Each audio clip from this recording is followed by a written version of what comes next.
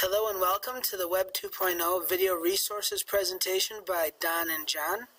In this presentation we will go over some resources for you to use and ways to use videos using the internet specifically.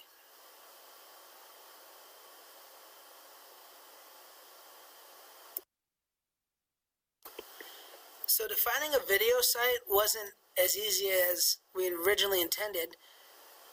Realize there are two main types of video sites. One would be video streaming, which allow you to upload and view content usually, but it's more for viewing.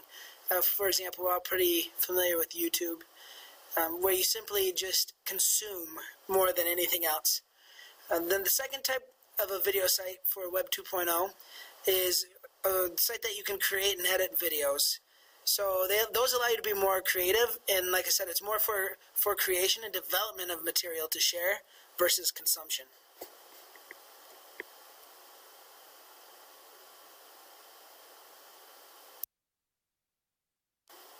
So here's a list of resources for video sites using Web 2.0. The first one may be the most obvious, and we touched on it the last slide, is YouTube. YouTube is amazing because it's just so vast. There's so many videos, so many capabilities. There's a video for everything on there, really, so I didn't want to leave it off the list even though we all know it. A couple things with YouTube you may not know is, one, you can upload. For example, I have on my school's Google account, my school one, there's a YouTube page which I upload little mini lessons we do in math class from time to time. There's also a video editor in YouTube that is pretty good, that it allows you to use and clip videos that you already have on your YouTube. It's not the most graphically pleasing. Things don't always look the nicest compared to some other video editing stuff, but it's fairly simple and easy, and it works right with what you've already got going on with YouTube, so I suggest you check that out. The second resource we have is a lot like YouTube, maybe a little less known. It's called Vimeo, where what they specialize in a little bit is some higher quality videos. A lot of their stuff is high definition. So I find for those, a lot of stuff like documentaries show up a little nicer in class. The third streaming resource that we included is called TeacherTube. This is really nice because, I don't know about your school, but a lot of stuff on YouTube is blocked. TeacherTube is specifically for education, as you could probably gather by the site name. So there's an educational focus on everything on there, and I think usually the stuff is uploaded by teachers. It takes just as much work to wade through the good and bad as YouTube, I'd say. There's a lot of stuff on TeacherTube, but there's some really quality videos on there as well. 4 and 5, we get into more of our video creation. 4 is one of my favorite go-tos. It's called Screencast-O-Matic, and it is a screencast tool. And what's really cool about it is it gives you a couple options. There's a really simple in-browser option, which means you don't have to download anything. And then there's one for download that has maybe some more features and does a few more things. And they both work really nice, and they're both intuitive. And pretty much what that does is it'll capture whatever's on your screen, and it'll use your computer microphone as well to capture what's ever happening on your screen. And that's one of my go-tos. It's free. The only thing is you can only do 15 minutes, which is super long if you're going to make a video anyway. And there's a watermark in the bottom corner. So you can pay some money to get longer video and no watermark, but it works really well and it's really easy. It's a lot like if you use a TechSmith Snagit. And I just love how it's browser-based and you don't have to download anything.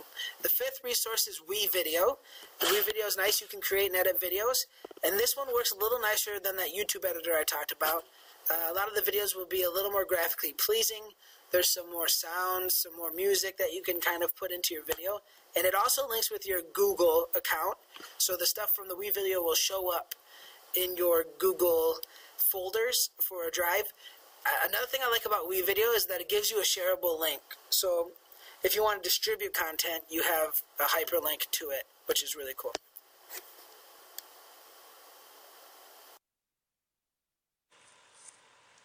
All right, examples. How can we use videos to further our students' learning in the classroom?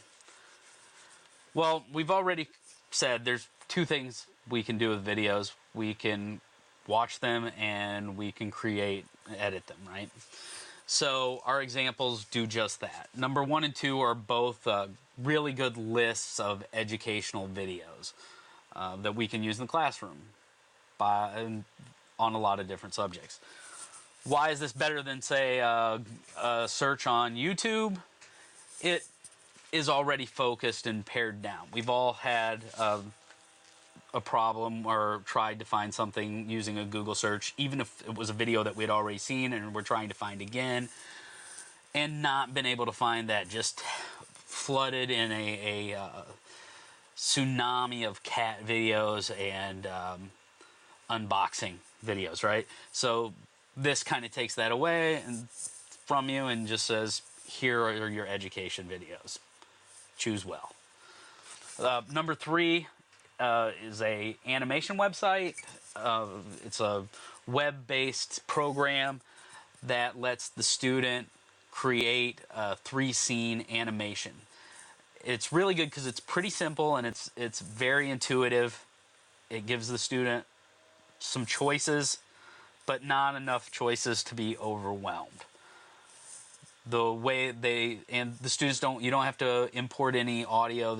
All the communication for the video is done through like a word balloon, so the student can still like impart information in the story, and the student's going to get a really nice looking like flash animated video, and something they can really feel proud of and say, hey, I made that. Number 4 is a little bit more complex, but not overly so.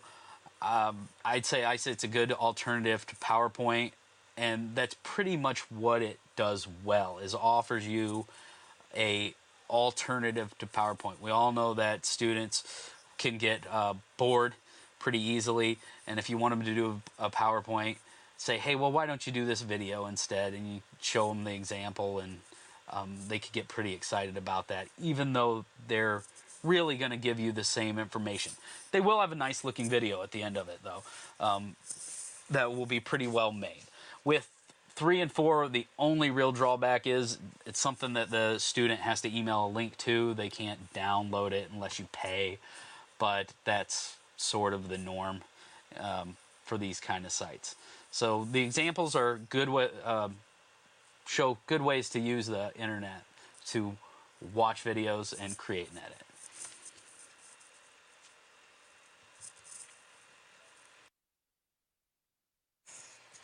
Application.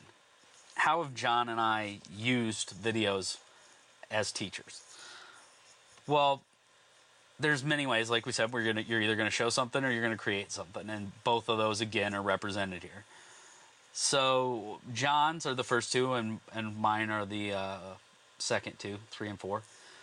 Number 1 is a link to a red hot nickel ball. They melting through things. If you haven't seen one before, you should watch one. It's guy heats a metal ball till it's super hot and then sets it on something to see what happens. And usually it just kind of melts through while making horrible noises. But they're really kind of interesting, and the kids love them. And the way that you can use that is to explore the way that the effects of heat on matter and the physical changes that the matter goes through. And it's a science-based application. I've actually just shown it as a starter to say, hey, do you want to see something cool? The second one is a video that John has made that is for an assessment. The kids are watching the video and identifying the states of matter. Actually, pretty good idea and kind of an innovative way to take a quiz. The third one is a student project. After we've went through plot structure and what narrative is and how that works, the students demonstrate their knowledge of plot and its structure and what its parts are. And the way that I've had them do that is to tell a story, right? And then write a short explanation of how each scene represented those parts. But with the animation, what they do is they make a video. Since the videos are relatively short, they usually have to make at least 3 of them to get all the parts in there. But they are telling a story. It's of their own creation. It can be anything, a story about anything, and usually on the fun and silly side since it's a cartoon, but it's pretty engaging, and something that they show to their friends and have a good time making. Number 4 is a Stupefy video that the kids create. This one is an alternative. They don't always do that. I have this, we go over genre. We start a genre project where these students start to explore different genres in literature. And after they've picked their genre there and explored it a little, they create a PowerPoint.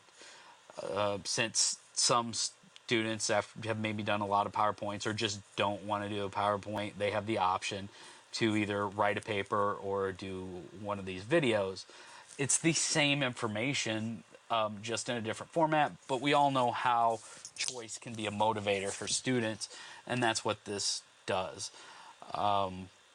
It's actually, the videos actually come out so well that I've thought about switching it from being a PowerPoint project to a video project, and with the choice, of doing a PowerPoint, because I've liked the way that the couple that I've had students do have turned out.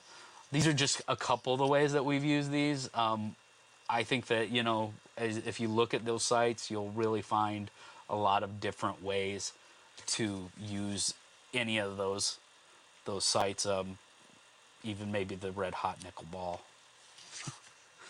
That's application.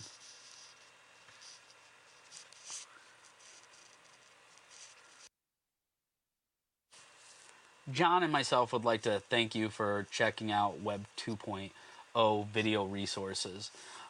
As with any teacher and any presentation, we hope that you've learned something. I'm sure that most of you are already using a powerful tool that videos are in your classroom. And if you're not, it's been around a while, and you really need to look into ways that videos can enhance student learning and enhance your teaching. Thank you very much again for watching, and have a good one.